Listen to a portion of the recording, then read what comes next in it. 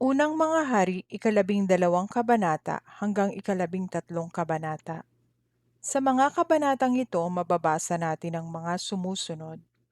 Naghimagsik ang mga lipi sa hilaga, paghiwalay sa pamahalaan, paghiwalay sa pagsamba, sinumpa ang altar sa Bethel, ang matandang propeta sa Bethel. Itinakwil ni Yahweh ang sambahayan ni Jeroboam. Unang mga hari, 12 kabanata. Naghimagsik ang mga lipi sa hilaga. Pumunta sa Shechem si Rehoboam sapagkat nagtipon-tipon doon ang lahat ng mga taga-Israel upang siya'y gawing hari. Nasa Ehipto pa noon si Jeroboam na anak ni Nebat. Nagtago siya roon noong pinaghahanap siya ni Solomon. Nang mabalitaan ni Jeroboam ang mga pangyayari, umuwi siya mula sa Ehipto. Siya'y kanilang ipinasundo mula roon. Humarap nga kay Rehoboam si Jeroboam at ang buong Israel at sinabi sa kanya, "Napakabigat po ng mga pasaning iniatang sa amin ng inyong ama. Bawasan po ninyo ang pahirap na ginawa niya sa amin. Pagaanin ninyo ang pasanin na aming dinadala at paglilingkuran namin kayo." Sumagot si Rehoboam, "Bigyan ninyo ako ng 3 araw upang mapag-aralan ang bagay na ito at pagkatapos bumalik kayo." Kaya umalis muna ang mga tao. Sumangguni si Rehoboam sa matatandang tagapayo na naglingkod kay Solomon nang ito'y nabubuhay pa.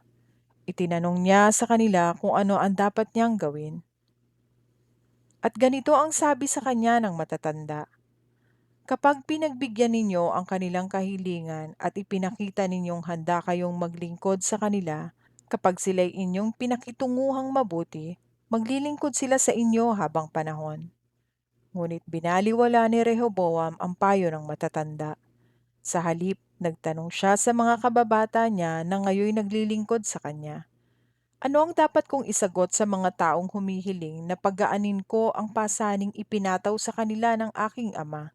Ganito naman ang payo nila. "Sabihin mo sa kanila na ang iyong ama ay naging mahina at daragdagan mo pa ang pahirap na kanyang ipinapasan sa kanila. At kung sila'y hinagupit niya ng latigo, hahagupitin mo naman sila ng mga panghampas na may tinik na bakal." Pagkalipas ng 3 araw, bumalik si Jeroboam at ang mga tao ayon sa iniutos sa kanila ng hari. Salungat sa payo ng matatanda, magaspang ang sagot na ibinigay ni Rehoboam sa mga tao.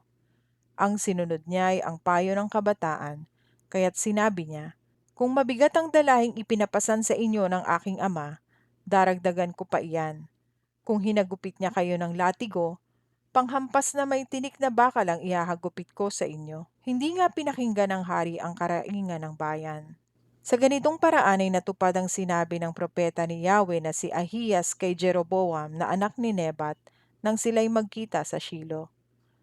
Nang makita ng mga taong bayan na ayaw silang pakinggan ng hari ay sinabi nila, "Umuwi na tayo, o Israel. Ano bang mapapala natin kay David? Ano bang nagawa para sa atin ng anak ni Jesse? Pabayaan na natin ang sambahayan ni David." Umuwi na nga sa kani-kanilang tahanan ang 10 lipi ng Israel. Ang mga naninirahan lamang sa mga lungsod ng Huda ang nanatiling sakop ni Rehoboam. Pagkatapos pinapunta niya sa 10 lipi si Adoniram, ang tagapangasiwa ng sapilitang pagtatrabaho, ngunit ito ay pinagbabato nila hanggang mamatay. Kaya't nagmamadaling sumakay si Rehoboam sa kanyang karwahe at tumakas patungo sa Jerusalem. Magmula noon, patuloy na naghimagsik ang 10 lipi ng Israel sa paghahari ng angkan ni David. Paghihiwalay sa pamahalaan. Nang marinig ng pinuno ng Israel na bumalik na si Jeroboam, siya'y ipinatawag nila sa kapulungan ng bayan at ginawang hari ng 10 lipi ng Israel. Ang lipi lamang ni Huda ang nanatili sa angkan ni David. Pagdating ni Rehoboam sa Jerusalem, tinipon niya ang mga lipi ni Huda at ni Benjamin. Nakatipon siya ng 180,000 mga sanay na mandirigma upang digmain ang 10 lipi ni Israel at bawiin ang kanyang kaharian. Subalit sinabi ni Yahweh kay Simaiyas na kanyang lingkod, "Sabihin mo kay Rehoboam na anak ni Solomon at hari ng mga lipi ng Huda at Benjamin, na huwag na nilang digmain ang 10 lipi ng Israel. Hayaan na niyang makauwi ang bawat isa sa kanya-kanyang tahanan, sapagkat ang nangyari ay aking kalooban. Sinunod naman nila ang utos ni Yahweh at sila'y umuwi sa kani-kanilang mga tahanan. Paghiwalay sa pagsamba. Pinagtibay ni Jeroboam ang Shechem sa kabundukan ng Ephraim at doon siya pansamantalang nanirahan. Pagkatapos lumipat siya sa Penuel. Naisip ni Jeroboam na kung magpapatuloy ang dating kaugalian ng kanyang mga nasasakupan, malamang na manunumbalik ang mga iyon sa angkan ni David. Ito ang sabi niya sa sarili. Kapag ang mga taong ito ay hindi tumigil ng pagpunta sa templo ni Yahweh sa Jerusalem upang mag-alay ng mga handog, mahuhulog muli ang kanilang loob sa dati nilang pinuno, si Rehoboam na hari ng Huda, at ako'y kanilang papatayin. Kaya't matapos pag-isipan ang bagay na ito, gumawa siya ng 2 guyang ginto at sinabi sa mga taong bayan, "Huwag na kayong mag-abalang pumunta sa Jerusalem. Narito bayang Israel ang inyong Diyos na naglabas sa inyo sa Ehipto." Inilagay niya ang isa sa Betel at ang isa na may sa Dan. At ang bagay na ito'y naging sanhi ng pagkakasala ng Israel. May mga pumupunta sa Betel upang sumamba at mayroon din sa Dan. Nagtayo pa siya ng mga sambahan sa burol at naglagay ng mga paring hindi mula sa lipi ni Levi. Ginawa niyang pista ang 15 araw ng 8 buwan ng taon, katulad ng kapistahang ipinagdiriwang sa Huda. Naghandog siya sa altar sa Betel sa mga guyang ginto na kanyang ginawa at naglingkod doon ang mga paring inilagay niya sa mga sagradong burol. Pumunta nga siya sa altar na kanyang ipinatayo sa Betel noong 15 araw ng 8 buwan. Buwan na siya ang pumili. Iyo'y ginawa niyang pista sa 10 lipi ng Israel, at siya mismo ang umakyat sa altar at nagsunog ng insenso. Unang mga hari, 13 kabanata. Sinumpa ang altar sa Betel. Samantalang nakatayo si Jeroboam sa harap ng altar sa Betel upang maghandog, dumating mula sa Huda ang isang propeta ng Diyos. Inutusan siya ni Yahweh na sumpain ang altar na iyon. Wika niya, "Altar o altar, pakinggan mo ang ipinapasabi ni Yahweh. Isisilang sa angkan ni David ang isang lalaki na pangangalanang Hosiyas. Papatayin niya sa ibabaw mo ang mga pari ng sagradong burol na naghahandog ng mga hain sa ibabaw mo. Pagsusunugan kanya ng mga buto ng tao." Sinabi pa niya, "Ito ang tanda na si Yahweh ang nagpapasabi nito. Magkakadurog-durog ang mga altar na ito at sasambulat ang mga abo na nasa ibabaw ng altar." Nang marinig ni Haring Jeroboam ang sumpang iyon laban sa altar ng Betel, itinuro niya ang lingkod ng Diyos at pasigaw na iniutos, "Dakpin ang taong iyan." Ngunit biglang nanigas ang kanyang kamay na itinuro sa lingkod ng Diyos at hindi niya maikilos iyon.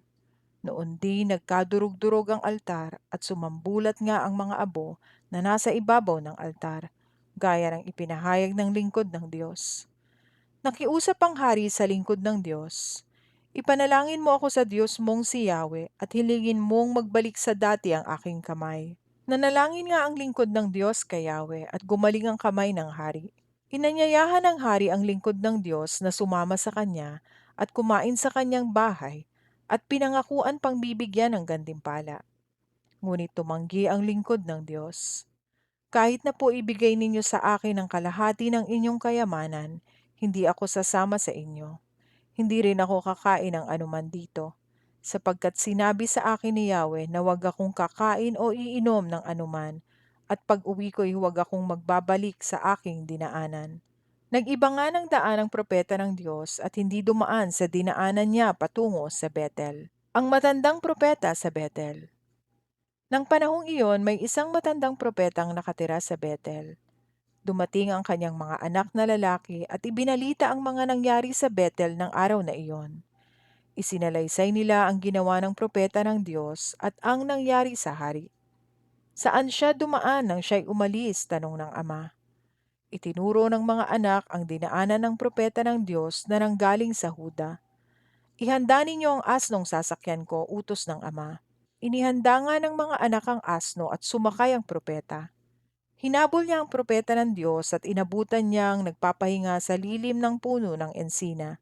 Ikaw ba ang propeta ng Diyos na nanggaling sa Huda? Tanong niya. Ako nga po, sagot naman ito. Sumama ka sa akin sa aming tahanan upang makakain, anyaya ng matandang propeta.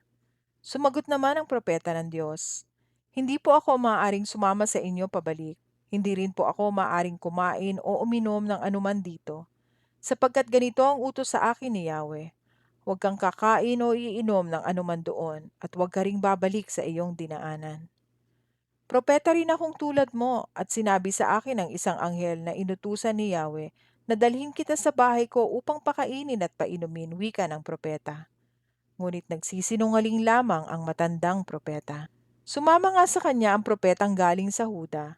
Kumain siya at uminom sa bahay ng matandang propeta. Habang sila'y kumakain, dumating sa matandang propeta ang isang pahayag mula kay Yahweh. Kaya't sumigaw siya sa propetang galing sa Huda. Ganito ang ipinapasabi ni Yahweh. Sinuway mo ang aking utos, bumalik ka sa iyong dinaanan at kumain ka at uminom dito sa lugar na ipinagbawal ko sa iyo. Dahil dito, ang bangkay mo ay hindi malilibing sa libingan ng iyong mga magulang. Nang sila'y makakain, naghanda ang matandang propeta ng asnong magsasakay ng propetang galing sa Huda. Sa kanyang pag-uwi, nakasalubong niya ang isang leon sa daan at siya'y pinatay nito. Nahandusay ang kanyang bangkay sa tabi ng daan at binantayan ng leon at ng asno. May mga taong napadaan doon at nakita nila ang bangkay sa tabi ng daan at ang leong nakabantay. Ibinalita nila sa bayan ang kanilang nakita at nakarating ang balita sa matandang propeta. Nang marinig niya ang nangyari ay kanyang sinabi, iyon ang propeta ng Diyos na lumabag sa iniutos sa kanya ni Yahweh. Kaya't pinabayaan siya ni Yahweh na makasalubong at lapain ang leon. Pagkatapos inutusan niya ang kanyang mga anak na lalaki na ipaghanda siya ng asnong masasakyan. Umalis siya at nadatna ng bangkay sa tabi ng daan. Nakabantay sa tabi ng bangkay ang asno at ang leon. Hindi nito kinain ang bangkay at hindi rin nito ginalaw ang asno. Isinakay ng matandang propeta ang bangkay sa kanyang asno at ibinalik sa bayan upang ipagluksa at ilibing. Sa sariling libingan ng propeta, inilibing ang bangkay ng propeta ng Diyos. Kawawa ka naman kapatid, panaghoy niya.